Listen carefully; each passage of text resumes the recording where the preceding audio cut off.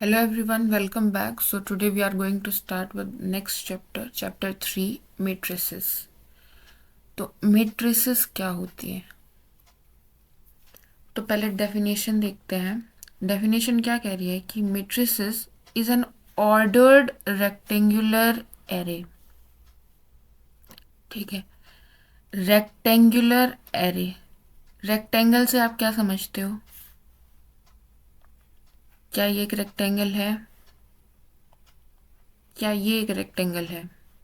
Yes, ये भी एक रेक्टेंगल है और ये भी एक रेक्टेंगल है. Square is also a rectangle.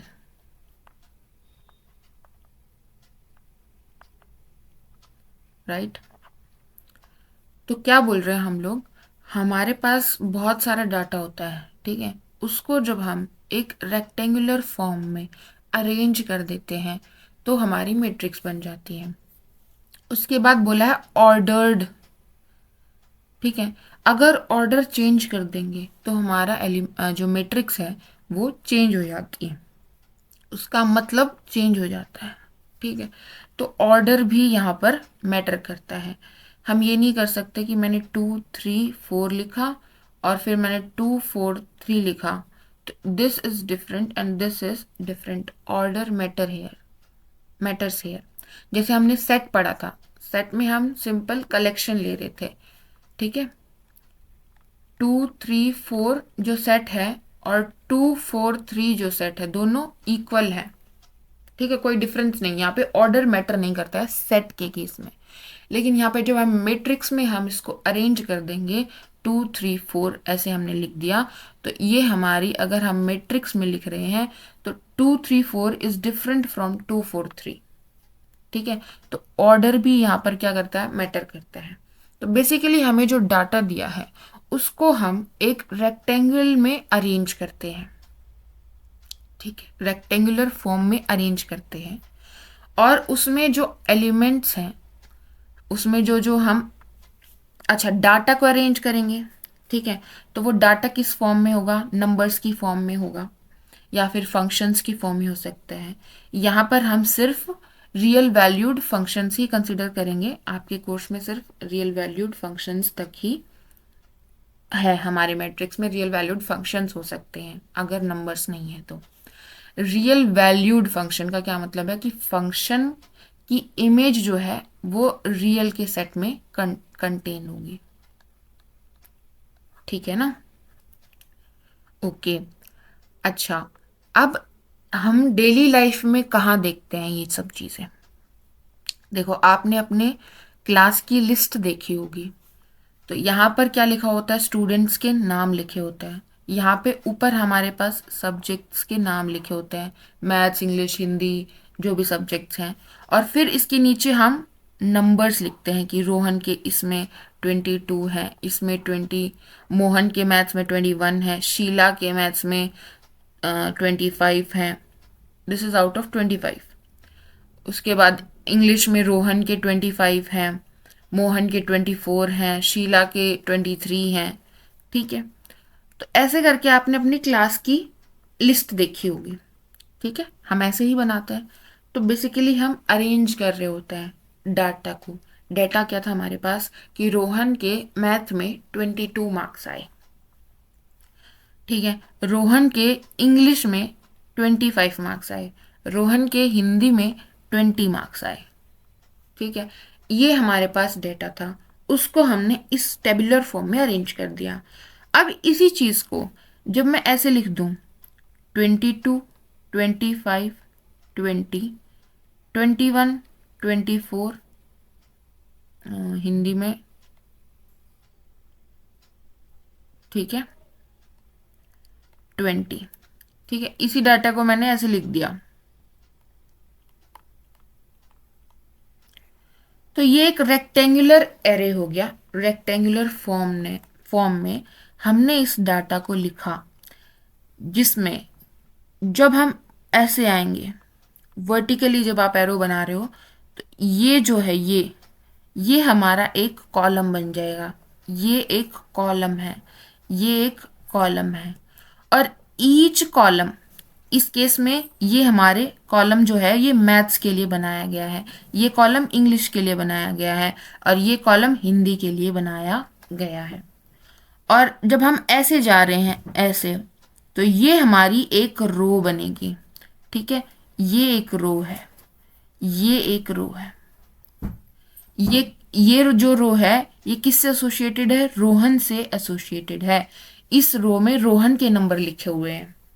ठीक है, इस रो में मोहन के नंबर लिखे हुए हैं, और इस रो में शीला के नंबर लिखे हुए हैं। तो हमारे पास एक डेटा था, हमने उसको एक रेक्टेंगुलर एरे में अरेंज किया। अब आप बताइए कि इसमें ऑर्डर मैटर करेगा कि नहीं। अगर मैं यहां से उठा के 22 को यहां लिख दूं, मतलब कि अगर मैं यहां पे 22 और यहां पे 24 लिख दूं, तो आप देख सकते हैं कि डेटा में हमारे क्या हो जाएगी, एरर आ जाएगा। रोहन के मैथ्स में कितने नंबर हो गए? 24 नहीं है, कितने? 22 है। तो यहाँ पे ऑर्डर मैटर करता है। ठीक है, अगर आपने ऑर्डर चेंज कर दिया तो आपके पास मैट्रिक्स चेंज हो जाती है। अब जो ईच एंट्री है, जैसे आपने एक्सेल पढ़ा होगा ना बचपन में, कंप्यूटर्स में, तो ये हमारा क्या होता है? कॉलम होगा, और ये हमारी क्या होती है? रो होती हैं। और इनके इंटरसेक्शन से जो बनता है उसको हम क्या बोलते हैं? सेल बोलते हैं वहां पे। ठीक है, तो इस सेल में जो एलिमेंट एंट्री है, इस सेल में जो हमने एंट्री की है, वो मतलब 25 इस मैट्रिक्स का एक एलिमेंट है, 23 इस मैट्रिक्स का एक एलिमेंट है। ठीक है, एलिमेंट क्या होता है समझ आ गया, रोज कैसे होती है समझ आ गया, हमारी जो हॉरिजॉन्टल होंगी वो रोज होंगी, कॉलम्स हमारे वर्टिकल होंगे। ठीक है, जनरली रोज को हम R1 R2 R3 ऐसे रिप्रेजेंट करते हैं, कॉलम्स को हम C1 C2 C3 C से रिप्रेजेंट करते हैं। ठीक है, और मेट्रिसेस को बेसिकली हम कैपिटल लेटर्स से रिप्रेजेंट करते हैं। ए लिख दिया हमने, ए इज अ मैट्रिक्स, और फिर हम उसके आगे रेक्टेंगुलर ब्रैकेट्स में अंदर हम एलिमेंट्स लिखते हैं, arrange in some number of rows and some number of columns. Okay, अगर आप प्रेयर में खड़े हैं, ठीक है, तो आपके स्कूल में अगर 5 क्लास हैं और 5th तक है, मतलब कि 5 class up to 1 2 3 4 5th class तक है, और ईच क्लास में 3 सेक्शंस हैं, तो कितनी कॉलम्स बनेंगे? कितने कॉलम्स बनेंगे आपकी मॉर्निंग प्रेयर में? ईच क्लास के 3 कॉलम्स बनेंगे, तो 5 क्लासेस के 15 कॉलम्स बनेंगे।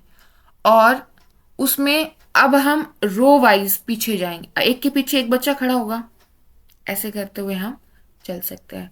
अब आप सिर्फ अपनी क्लास का देखिए, आपकी क्लास में 20 स्टूडेंट्स हैं। ठीक है,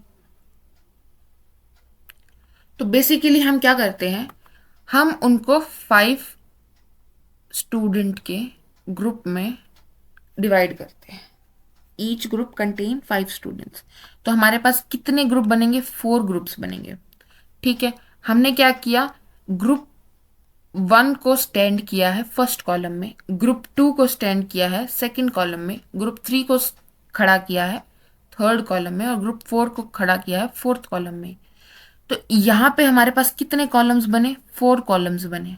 ठीक है, कितने रोज बनी? रोज बनी हमारे पास 5 रोज बनी, क्योंकि ईच ग्रुप में कितने स्टूडेंट है? 5 स्टूडेंट है। एक रो, दूसरी रो, तीसरी रो, चौथी रो, पांचवी रो।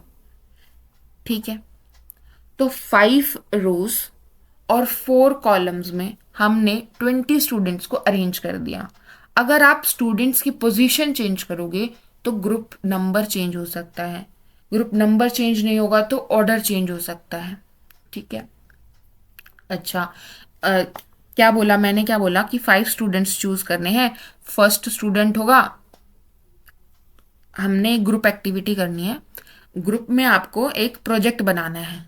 ठीक है, जो पहला स्टूडेंट होगा मतलब उन 5 स्टूडेंट्स में से आपको डिसाइड करना है ईच ग्रुप में कि कौन सा प्रोजेक्ट हेड होगा, ठीक है, और कौन सा लॉजिस्टिक्स संभालेगा। जो प्रोजेक्ट बनाओगे उसमें पेन चाहिए, पेपर चाहिए, ये सब कौन ला के देगा। ये सब करके हमने 5 पोजीशंस दी हैं आपको, तो हर एक बच्चे के लिए एक पोजीशन हो गई, ठीक है। तो अगर आपने चेंज किया तो पोजीशन चेंज हो जाएगी। तो ऑर्डर भी बेसिकली मैट्रिक्स में मैटर करता है, ठीक है। अब मैट्रिक्स को जनरली हम ए आई जे से रिप्रेजेंट करते हैं, ठीक है। इससे पहले हम ये बात देख लेते हैं कि अगर एक मैट्रिक्स में एम रोज हैं, एन कॉलम्स हैं, एन कॉलम्स हैं, तो उस मैट्रिक्स को हम लिखते हैं एम क्रॉस एन, ठीक है। M by N, M is the number of rows, N is the number of columns, ठीक है। और ये जो रिप्रेजेंटेशन है एम क्रॉस एन, जिसको हम रीड करते हैं एम बाय एन, इसको हम क्या बोलते हैं, ऑर्डर ऑफ द मैट्रिक्स। कि मैट्रिक्स का साइज क्या है, मैट्रिक्स का ऑर्डर क्या है, कितने ऑर्डर की मैट्रिक्स है। अगर मैं बोल रही हूं 2 क्रॉस 3, 2 बाय 3 ऑर्डर की मैट्रिक्स है, इसका मतलब क्या है कि वो मैट्रिक्स बनानी है आपको जिसमें 2 रो हैं R1 R2 और 3 कॉलम है C1 C2 C3, ठीक है। तो आपके एलिमेंट्स ऐसे अरेंज होंगे, ठीक है। उसके बाद इन जनरल जब हम मैट्रिक्स लिखते हैं तो हम डॉट डॉट तो लगाएंगे नहीं, हम कैसे लिखेंगे, ए आई जे फॉर्म में लिखते हैं। तो ए आई जे फॉर्म में लिखते हैं, इससे क्या मतलब है मेरा, A1 पहले रो लिखेंगे 1, ठीक है, A1 2, A13, ठीक है। यहां पे क्या होगा, A21, A22 और A23। सिमिलर आप सेम पैटर्न अपना एक्सेल जब आप पढ़ते होगे कंप्यूटर्स में, तब वहां पे भी आप यूज करते होगे, ठीक है। तो ऐसे हम इन जनरल मैट्रिक्स लिखते हैं, मैट्रिक्स के एलिमेंट्स इन जनरल ऐसे लिखते हैं, ठीक है। तो अगर मेरे को मुझे ये मैट्रिक्स दिया है 1 2 3 A B C, ठीक है। तो आप मुझे बताइए कि 2 थर्ड पोजीशन पे, 2 third second row third column, 2 third position पे कौन सा एलिमेंट है। इसका क्या मतलब है कि second row 1 2, second row third column 1 2 3, third column जहां पे इंटरसेक्ट करेंगे वो क्या है हमारा सी। तो इसका मतलब सेकंड थर्ड पोजीशन पे हमारा कौन सा एलिमेंट है, सी, ठीक है। ऐसे करके भी आपको जानकारी होनी चाहिए, ठीक है। अच्छा, अब अगला सवाल है कि अगर आपके पास 18 एलिमेंट्स हैं तो आप उनको कितने तरीकों से अरेंज कर सकते हो इस रेक्टेंगुलर एरे में, मैट्रिक्स की फॉर्म में आप उसको कितने तरीके से लिख सकते हैं। तो एक तो तरीका है कि हम इन 18 के 18 एलिमेंट्स को, मतलब बच्चे मान लीजिए आप, 18 के 18 बच्चों को हम एक ही लाइन में खड़ा कर दें। तो अगर मैं एक ही कॉलम बनाऊं, ठीक है, तो मैंने कॉलम एक बनाया है, तो रो कितनी बन जाएंगी, हमारे पास कितने बचे 18। तो एक तो बन गया 18, 18 क्रॉस 1 की मैट्रिक्स 18 बाय 1। दूसरा क्या ऑप्शन है कि मैं उनको ऐसे खड़ा करूं, तो यहाँ पे हमारी रो 1 बनेगी लेकिन कॉलम्स हमारे कितने बन जाएंगे 18। तो एक हमारा हो गया 1 क्रॉस 18 की मैट्रिक्स हम बना सकते हैं, ठीक है। दूसरा हम क्या कर सकते हैं, 2 क्रॉस 9, यानी कि हम 2 रो बनाएंगे और 9 कॉलम्स बनाएंगे। 2 rows and 9 columns, 5 6 7 8 9 कॉलम्स। ठीक है, और ऐसे करके बच्चों को खड़ा करेंगे।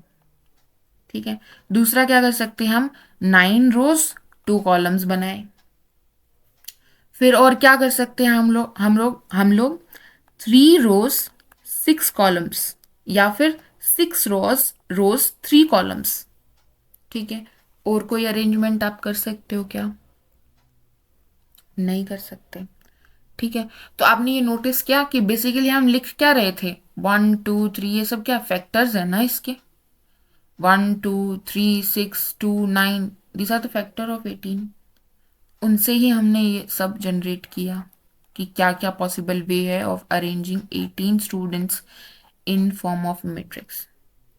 ठीक है, अच्छा, अब based on the sizes of the matrix, की मैट्रिक्स हमने कैसे बनाई है, कितने साइज की बनाई है, उसके बेस पे हम मैट्रिसेस को 3 तरीके में बांट सकते हैं। कॉलम मैट्रिक्स, तो नाम से ही हमें पता चल रहा है कि कॉलम मैट्रिक्स है, तो वो मैट्रिक्स जिसमें एक ही कॉलम हो, नंबर ऑफ कॉलम्स 1 होना चाहिए। ठीक है, तो बेसिकली ऐसी अरेंजमेंट m×1, m/1 टाइप की जो मैट्रिक्स होगी उसको हम क्या बोलेंगे, कॉलम मैट्रिक्स। एक ही कॉलम है हमारे पास। ठीक है, आप ये जैसे आगे आप वेक्टर्स में जाओगे, तो वेक्टर्स को जैसे R3 में हमारे पास एक वेक्टर है, पॉइंट है R3, R2 में देखते हैं फिलहाल।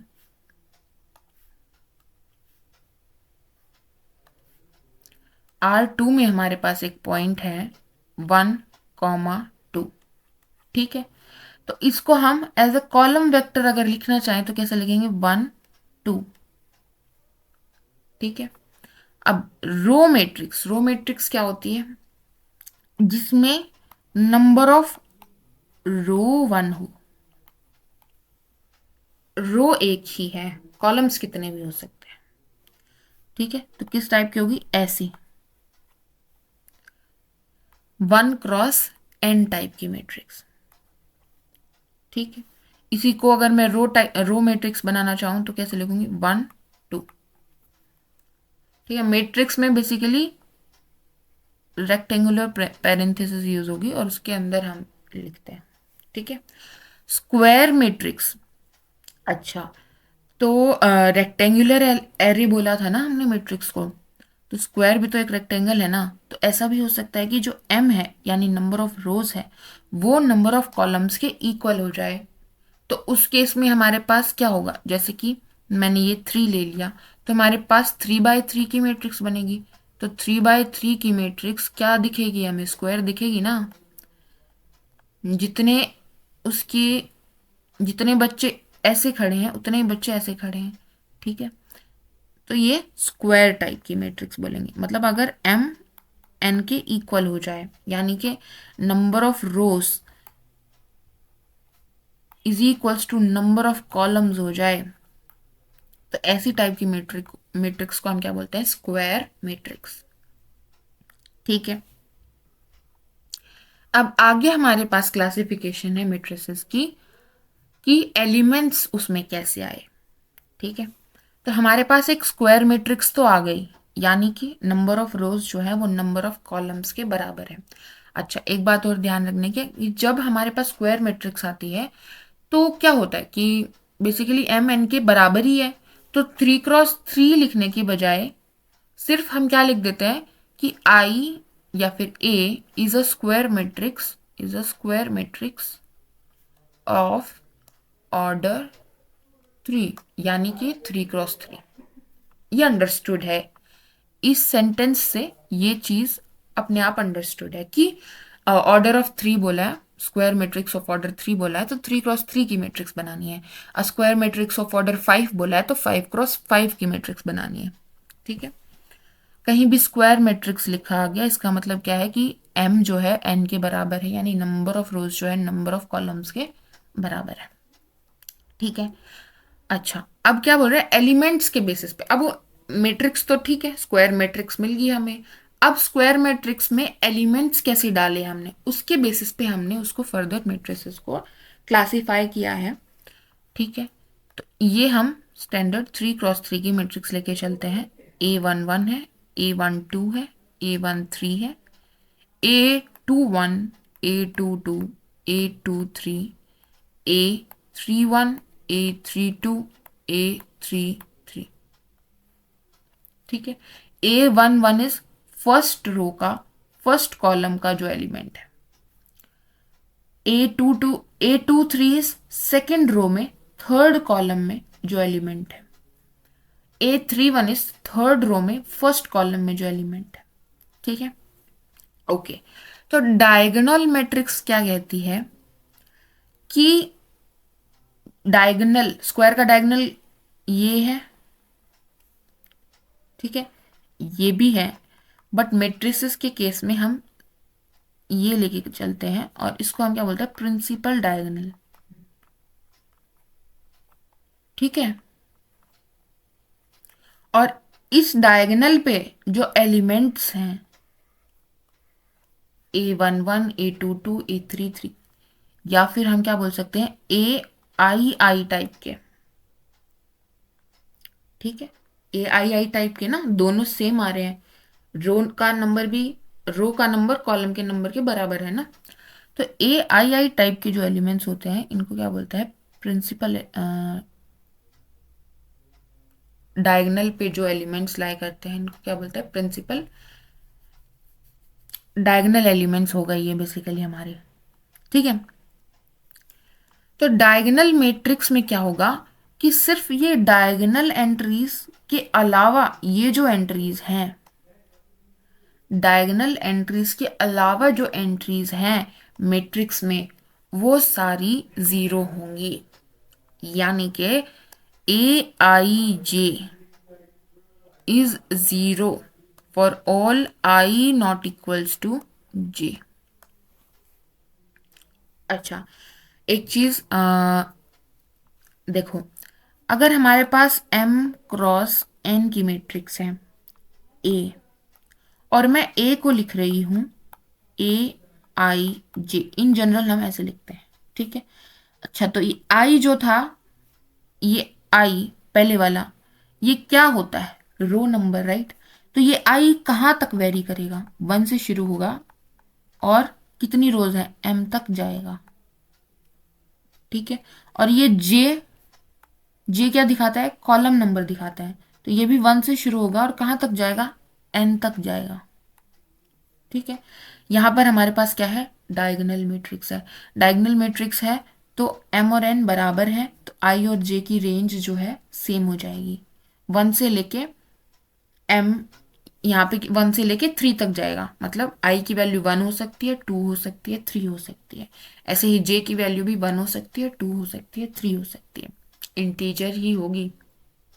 अब कोई तुम R1 की जगह R½ मत बना देना, इंटीजर ही होगी, बेसिकली नेचुरल नंबर ही होगी। ठीक है,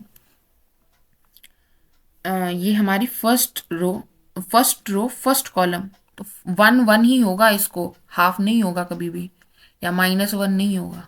ठीक है, ओके। क्या बता रही थी मैं, हाँ, तो हमने यहाँ पर क्या लिखा, इस स्टेटमेंट को समझने की कोशिश करते हैं। अब हमने बोला कि AIJ, मतलब इन एलिमेंट्स की बात कर रही हूँ जनरली मैं। ठीक है, इन जनरल AIJ जीरो हो जाए for all I not equals to J, यानी कि जब जब I J के बराबर नहीं है, तब तब AIJ, यानी AIJ जो एंट्री, AIJ जो एलिमेंट है वो हमारा क्या बन जाए, जीरो बन जाए। तो अभी इसी 3x3 मैट्रिक्स को इस हिसाब से लिखते हैं। ठीक है, अच्छा बताइए, यहां पर क्या है, A11, तो 1 1 के इक्वल है, I की वैल्यू भी 1 है, J की वैल्यू भी 1 है, and I is equals to J। ठीक है, तो इसके बारे में ये क्या कुछ बोल रहा है, नहीं बोल रहा है, कुछ भी हो सकता है यहाँ पे। अच्छा नेक्स्ट, A12, आई की वैल्यू यहाँ पे क्या है 1 और जे की वैल्यू क्या है 2। I is not equals to J, 1 is not equals to 2, right. तो 1 2 के बराबर नहीं है। तो यहाँ पे क्या बोला इन्होंने, जब भी वन जब भी आई जे के बराबर नहीं है तब तब ए आई जे पोजीशन पर 0 हो जाएगा।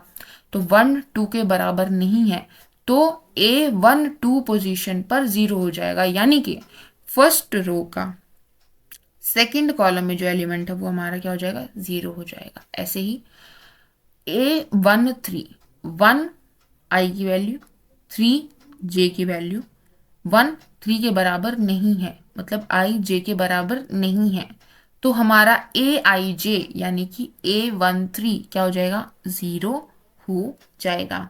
ऐसे ही यहां पर देखिए 2 1, 2 1 के इक्वल नहीं है तो ये भी हमारा 0 हो जाएगा, ये भी 0 हो जाएगा, ये 0 हो जाएगा और ये भी 0 हो जाएगा। बट यहाँ पर A11, A22, A33, ठीक है। इस पोजीशन पे क्या होगा इसके बारे में इसने कुछ भी नहीं कहा, कुछ भी हो सकता है। हो सकता है कि A11, A22, A33 पोजीशन पे भी 0 ही हो, नो प्रॉब्लम, तो भी वो डायगोनल मैट्रिक्स होगी। डायगोनल मैट्रिक्स बोलने के लिए हमारे पास सफिशिएंट कंडीशन क्या है कि यहाँ पर, यहाँ पर, यहाँ पर, यहाँ पर, यहाँ पर, यहाँ पर 0 होनी चाहिए, यानी कि डायगोनल पोजीशंस को छोड़ के बाकी जगह पर 0 होना चाहिए। डायगोनल पोजीशन पर कुछ भी हो, ठीक है।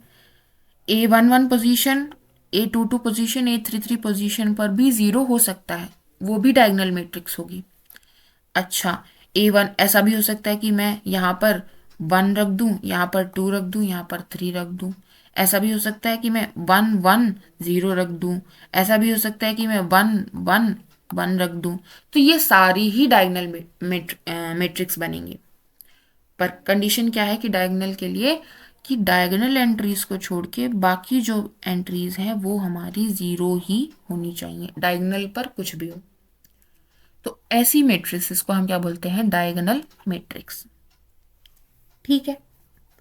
अब स्केलर मैट्रिक्स आता है, इसी में थोड़ा और आगे बढ़ गया ये, डायगोनल मैट्रिक्स में ही ये थोड़ा और आगे बढ़ गया। ये क्या कह रहा है, डायगोनल ने तो बोला था कि डायगोनल एंट्रीज को छोड़ के बाकी सारी पोजीशंस पे 0 होना चाहिए, लेकिन स्केलर क्या कहता है, ये डायगोनल के लिए भी बोलता है कि डायगोनल पे क्या होना चाहिए। तो स्केलर मैट्रिक्स में हम क्या लिखेंगे कि स्क्वायर होगी पहली बात, और हाँ, डायगोनल मैट्रिक्स की बात हम तभी करेंगे जब हमारे पास स्क्वायर मैट्रिक्स होगी, ठीक है।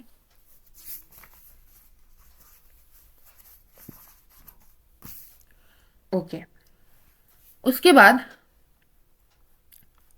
स्क्वायर मैट्रिक्स होगी तभी बात करेंगे। स्केलर मैट्रिक्स की हम बात कर रहे थे, तो सबसे पहले तो ये भी क्या होने चाहिए, स्क्वायर मैट्रिक्स होनी चाहिए, यानी कि number of rose number of columns के बराबर होने चाहिए। दूसरी बात कि ये डायगोनल होनी चाहिए। डायगोनल होनी चाहिए का क्या मतलब है कि इसमें भी जो डायगोनल एंट्रीज हैं उसके अलावा जो पोजीशंस हैं हमारी वहां पे क्या होना चाहिए, 0 होना चाहिए। प्लस इसमें इसने क्या बोला कि ये जो डायगोनल एंट्रीज थी ना, जो डायगोनल मैट्रिक्स में कुछ भी हो सकती थी, स्केलर क्या कहता है कि ये सारी बराबर ही होनी चाहिए इनकी वैल्यू, यानी कि ऐसा हो सकता है कि ये 0 0 0 हो जाए तो वो स्केलर बन जाएगी। ऐसा भी पॉसिबल है, ये और क्या पॉसिबिलिटी देता है कि ये 1 1 1 हो जाए, और क्या पॉसिबिलिटी देता है ये कि 2 2 2 हो जाए, 2 2 2 हो जाए, और क्या देता है, कुछ भी हो सकता है ब्रो, 1 1 A11 A22 A33 बस इक्वल होनी चाहिए, तीनों पोजीशंस पे सेम ही नंबर जाएगा। ठीक है, स्केलर एक ही स्केलर जाएगा। ठीक है, आइडेंटिटी मैट्रिक्स क्या कहती है? आइडेंटिटी मैट्रिक्स कहती है, इससे थोड़ा और आगे बढ़ गई। ये तो क्या कह रही थी, स्केलर कह रही थी कि इन पोजीशंस पे बराबर वैल्यू जाएगी। आइडेंटिटी मैट्रिक्स क्या कहती है कि A11 A22 A33 ये 1 के बराबर ही होने चाहिए, तभी हम आइडेंटिटी बोलेंगे। ठीक है, तो अब मैं इसको आपके लिए सीधा सीधा लिख देती हूँ एक बार, डेफिनेशंस।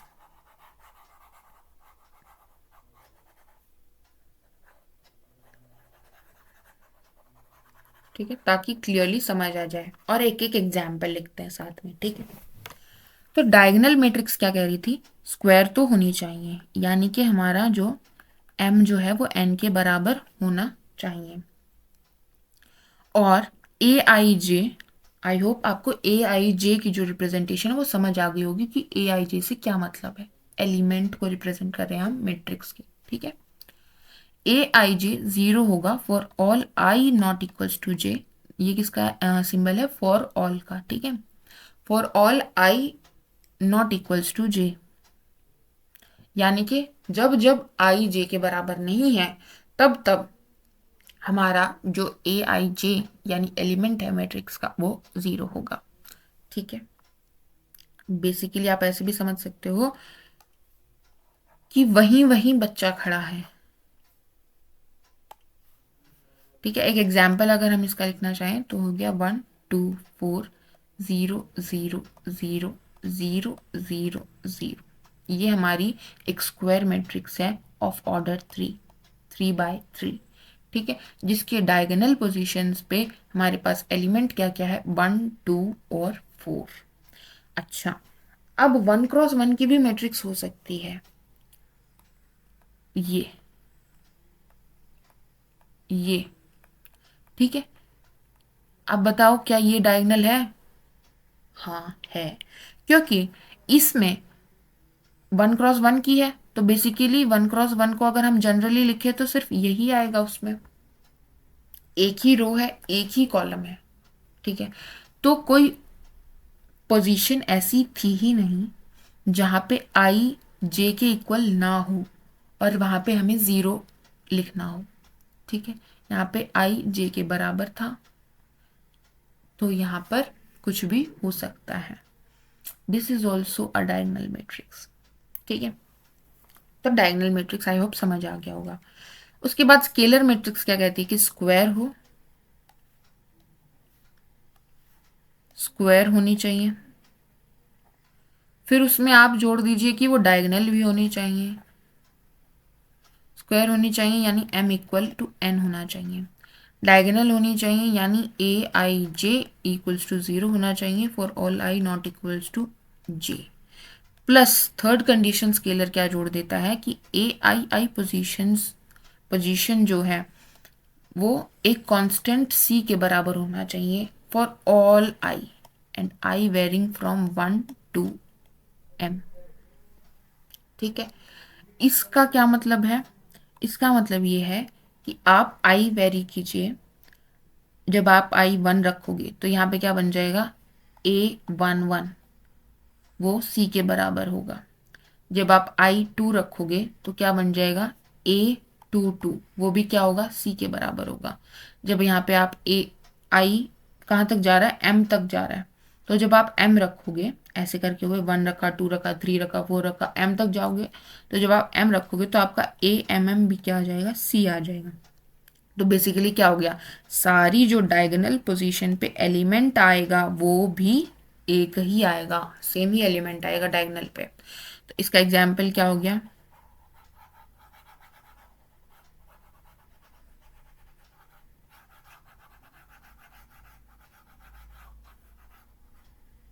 इसका एग्जाम्पल हो गया जैसे हम लिखते हैं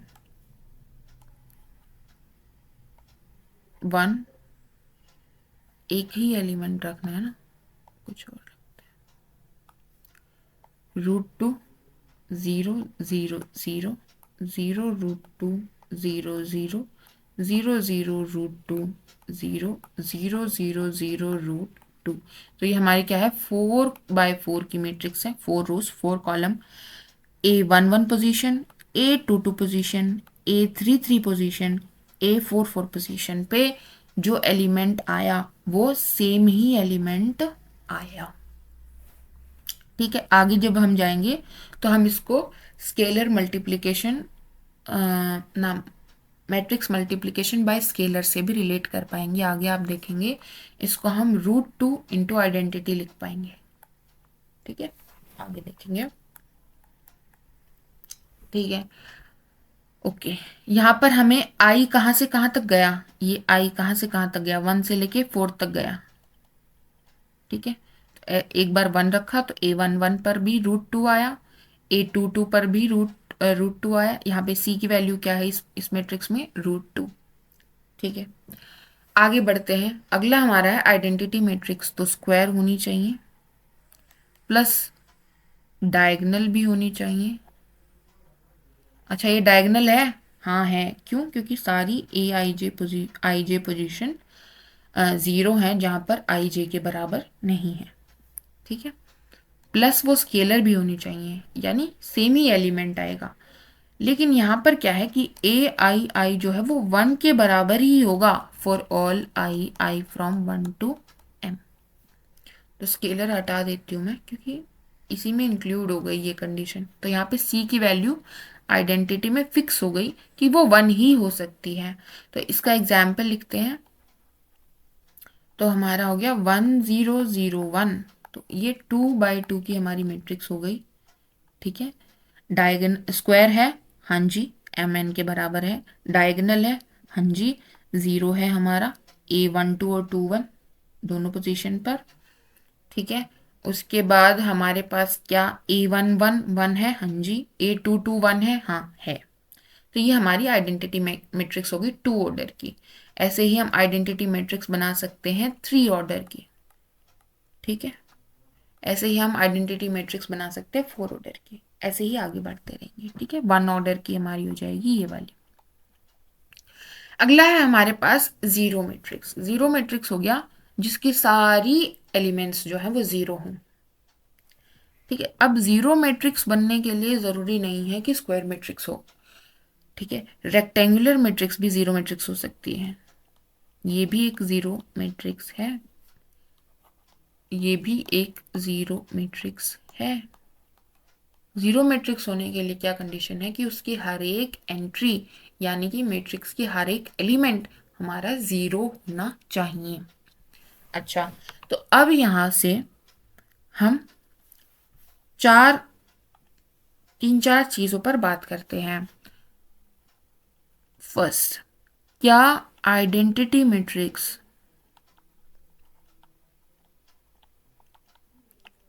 स्केलर मैट्रिक्स है?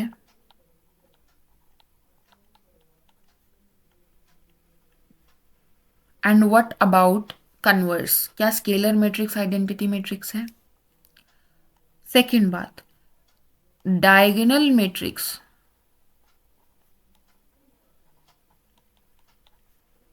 implies identity matrix, and what about its converse? Third point, scalar matrix implies diagonal matrix, and what about its converse? ठीक है, तो इन पे बात करते हैं। क्या आइडेंटिटी मैट्रिक्स स्केलर मैट्रिक्स है? स्केलर मैट्रिक्स क्या बोलते हैं कि स्क्वायर होनी चाहिए, डायगोनल होनी चाहिए। ये हमारी एक आइडेंटिटी मैट्रिक्स थी। स्क्वायर है, हाँ जी है। डायगोनल है, हाँ है। क्या A11 पोजीशन, सब सारी जो AI पोजीशंस हैं उन पर एक ही रियल नंबर है? हाँ है। तो हमारी जो स्केलर मैट्रिक्स है, सॉरी, जो हमारी आइडेंटिटी मैट्रिक्स है वो स्केलर मैट्रिक्स हो जाती है। But scalar matrix identity matrix ही है क्या? नहीं, सारी स्केलर मैट्रिक्स आइडेंटिटी मैट्रिक्स नहीं होंगी। ये हमारी एक स्केलर मैट्रिक्स है, लेकिन ये आइडेंटिटी मैट्रिक्स नहीं है, क्योंकि आइडेंटिटी मैट्रिक्स क्या बोलती है कि डायगोनल पे क्या होना चाहिए, 1 ही होना चाहिए। यहाँ पर क्या है, √2 है। ठीक है, अब बताइए कि डायगोनल मैट्रिक्स आइडेंटिटी मैट्रिक्स, सारी डायगोनल मैट्रिक्स आइडेंटिटी मैट्रिक्स होंगी क्या? जरूरी नहीं है। ये हमारी डायगोनल मैट्रिक्स है, बट ये हमारी आइडेंटिटी मैट्रिक्स नहीं है। क्या आइडेंटिटी मैट्रिक्स डायगोनल मैट्रिक्स होती है? हाँ, हो जाती है। आइडेंटिटी मैट्रिक्स डायगोनल मैट्रिक्स होती है, ये डायगोनल मैट्रिक्स है। ठीक है, स्केलर मैट्रिक्स डायगोनल मैट्रिक्स है? बताओ, स्केलर मैट्रिक्स डायगोनल मैट्रिक्स है या डायगोनल मैट्रिक्स स्केलर मैट्रिक्स है? ठीक है, तो स्केलर मैट्रिक्स हमारी डायगोनल मैट्रिक्स हो जाती है, बट डायगोनल मैट्रिक्स यानी कि सारी डायगोनल मैट्रिक्स स्केलर मैट्रिक्स हो, ये जरूरी नहीं है।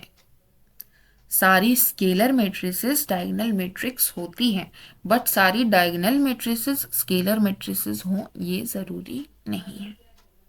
ठीक है, ओके। अब अगर मैं जीरो मैट्रिक्स की बात करूं, जीरो मैट्रिक्स की बात करूं, पर्टिकुलरली स्क्वायर मैट्रिक्स की बात कर रही हूं मैं, स्क्वायर मैट्रिक्स,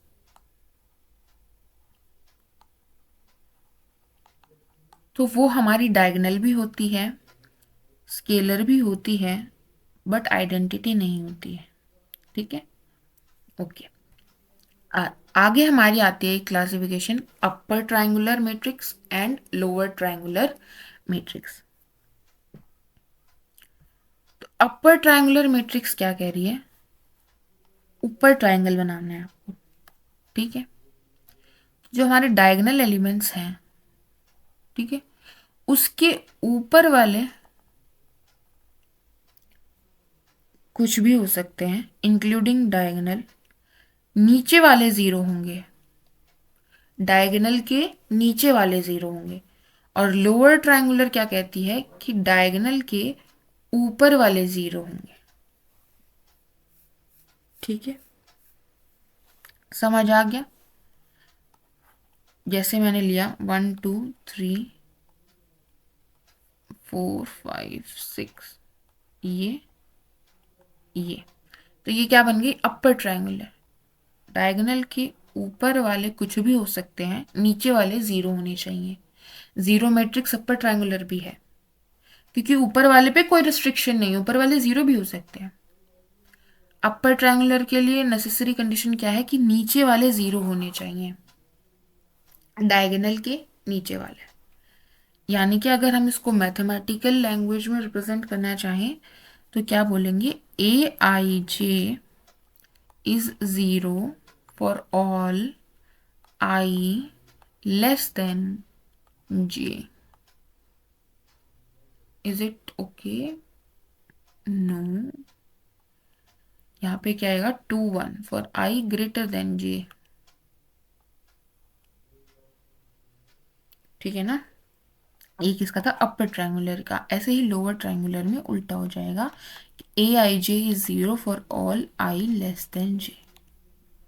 ठीक है, तो इस बेसिस पे हमारे upper triangular and lower triangular matrices होती हैं। ये नहीं है एनसीईआरटी में, शायद आप इसको स्किप कर सकते हैं। अच्छा, ट्रांसपोज ऑफ ए मैट्रिक्स की बात करते हैं। ठीक है, तो हमारे पास एक ए मैट्रिक्स दी है, 1 2 3 4 5 6। अच्छा, जल्दी से बताइए कि A2 3 क्या है, A2 3 क्या है? सेकेंड रो थर्ड कॉलम में कौन सा एलिमेंट है, 6। ठीक है, बताइए A12 first row second column में कौन सा एलिमेंट है, 2। अच्छा, अब बताइए कि इस मैट्रिक्स का साइज क्या है, कितनी रोज हैं, 2 रोज हैं, कितने कॉलम्स हैं, 3 कॉलम्स हैं। ठीक है, हम किसके ऊपर बात कर रहे थे, ट्रांसपोज पर बात कर रहे थे। तो ट्रांसपोज ऑफ अ मैट्रिक्स क्या होता है, अगर matrix m cross n order की है ना, तो उसका ट्रांसपोज, जिसको हम बेसिकली, अगर matrix A m cross n की है तो A ट्रांसपोज जो होगा वो n क्रॉस m का साइज होगा, उसका साइज क्या होगा, n बाय m। तो बेसिकली ट्रांसपोज निकालने के लिए करते क्या है हम ये करते हैं कि ये जो रो है ना ए की, ये क्या बन जाएगी, कॉलम बन जाएगी। यानी 1 2 3 इसकी क्या है, एक रो है, ये क्या बन जाएगी, एक कॉलम बन जाएगी। ये एक रो है तो ये क्या बन जाएगी, एक कॉलम बन जाएगी। तो ये बन जाएगा हमारा ए का ट्रांसपोज। तो ये हमारी कितने की थी, 2 क्रॉस 3 की थी। इसमें कितनी रोज हैं, 3 रोज हैं। कितने कॉलम है, 2। तो ये क्या हो गया, 3 क्रॉस 2 की बन गई, 3 बाय 2 की मैट्रिक्स बन गई। तो बेसिकली हमारी जो रोज थी वो हमारे क्या बन गई, कॉलम्स बन गई। और अगर हम कॉलम वाइज देखना चाहें तो हम क्या बोलेंगे, जो कॉलम्स थे 1 2 1 4, एक कॉलम था, ये हमारा क्या बन गया, रो बन गया ए ट्रांसपोज की, ये रो बन गया ना। ठीक है। तो ट्रांसपोज क्या करता है, बेसिकली जो रो होती हैं उनको कॉलम बना देता है, और जो कॉलम होती हैं उनको रो बना देता है। ठीक है। सबको चेंज करना है, ये नहीं कि आपने सिर्फ ऐसा कर दिया कि मैंने 1 2 3 4 मैट्रिक्स ली। ठीक है, मैंने क्या किया, 1 3 कर दिया बट 3 4 एज इट इज ही रखा, तो ये ट्रांसपोज नहीं होगा। पूरा चेंज करना है। ट्रांसपोज अगर आप निकालोगे तो ये जो हमारी रो थी ये हमारी क्या बन जाएगी, कॉलम बन जाएगी। ये रो है तो ये हमारी क्या बन जाएगी, कॉलम बन जाएगी। तो ये बनेगा ट्रांसपोज। ठीक है, क्लियर है हम। तो ट्रांसपोज में क्या करना है, कॉलम को रो बनाना है, रो को कॉलम बनाना है। और ए ट्रांसपोज के करने पर, मतलब मैट्रिक्स का ट्रांसपोज करने पर उसके साइज में क्या डिफरेंस होता है, ये भी आपको क्लियरली समझ आ गया होगा। क्योंकि कॉलम्स को रो बना रहे हैं तो number of columns number of रोज बन जाएंगी, और number of rose number of columns बन जाएंगे ए ट्रांसपोज के। तो इसीलिए उसका जो साइज है वो चेंज हो जाता है, m बाय n से जो ए ट्रांसपोज बनेगा वो बनेगा n बाय m। ठीक है, तो ये हो गया ए ट्रांसपोज कैसे निकालेंगे। ठीक है, अब ट्रांसपोज हमने सीखा है तो इसके बेसिस पे ही हमने मैट्रिक्स को फिर से अलग तरीके से क्लासिफाई किया है। दो क्लासिफिकेशन है हमारे पास, एक सिमेट्रिक मैट्रिक्स, एक स्क्यू सिमेट्रिक मैट्रिक्स। तो अगर ऐसा हो जाए, स्क्वायर मैट्रिसेस की ही बात करेंगे फिर से हम, सिमेट्रिक और स्क्यू सिमेट्रिक के लिए। तो अगर ऐसा है कि ए मैट्रिक्स का ट्रांसपोज जब हम निकाल रहे हैं तो वो ए के बराबर ही आ जा रहा है। अच्छा, इसके लिए हमें पहले इक्वलिटी ऑफ मैट्रिसेस देखना पड़ेगा। ठीक है, तो पहले टॉपिक हमारा क्या होगा, इक्वलिटी ऑफ मैट्रिसेस। ये देखते हैं कि दो मैट्रिक्स को इक्वल कब कहेंगे। हमने चैप्टर 1 में ये देखा था कि दो फंक्शंस को इक्वल कब कहते हैं, कब कहते हैं कि जब डोमेन बराबर होनी चाहिए, पहली बात तो दोनों की, और डोमेन के हर एक पॉइंट पे, डोमेन के हर एक पॉइंट पे दोनों फंक्शन सेम वैल्यू ले रहे हो, तभी हम फंक्शन को क्या बोलेंगे, दो फंक्शंस को, कि वो आपस में इक्वल हैं उस डोमेन पे। ठीक है, ऐसे ही जब हम मैट्रिसेस की बात करेंगे तो मैट्रिसेस में क्या होंगी, एलिमेंट्स होंगे उसके।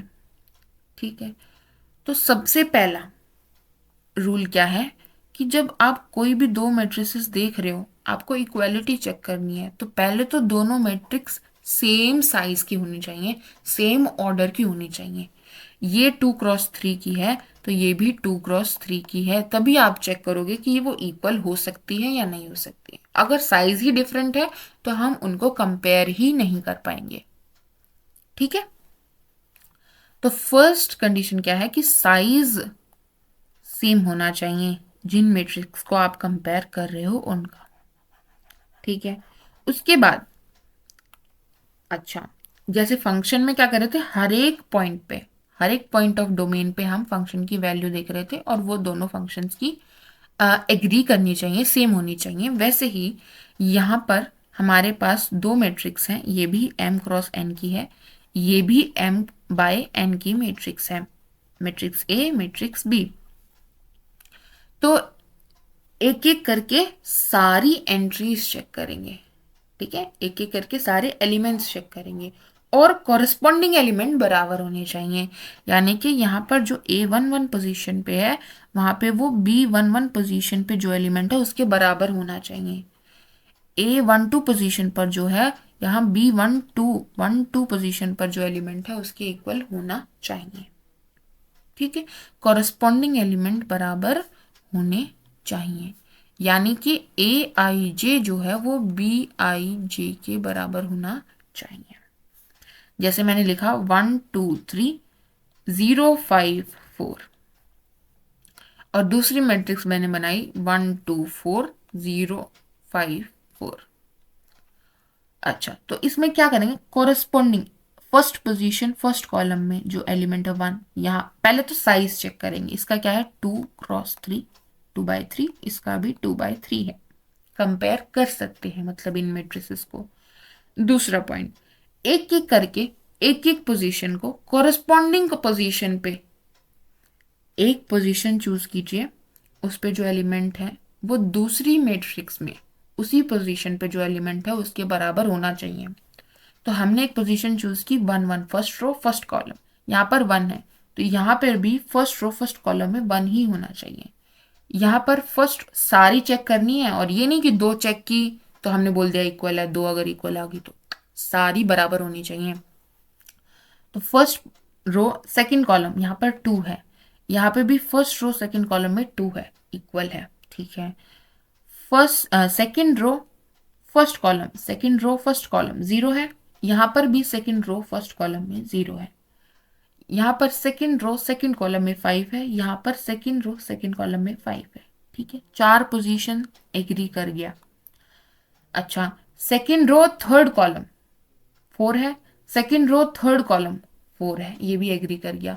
The only position where they disagree is this position, यहाँ पर 3 है और यहाँ पर 4 है, तो यहाँ पर ये एग्री नहीं किया, तो ये दोनों मैट्रिक्स बराबर नहीं है। बराबर होने के लिए हर एक कॉरेस्पॉन्डिंग एलिमेंट आप चेक करोगे और वो बराबर होने चाहिए, ठीक है। समझ आ गया होगा, AIJ को BIJ से ही कंपेयर करना है।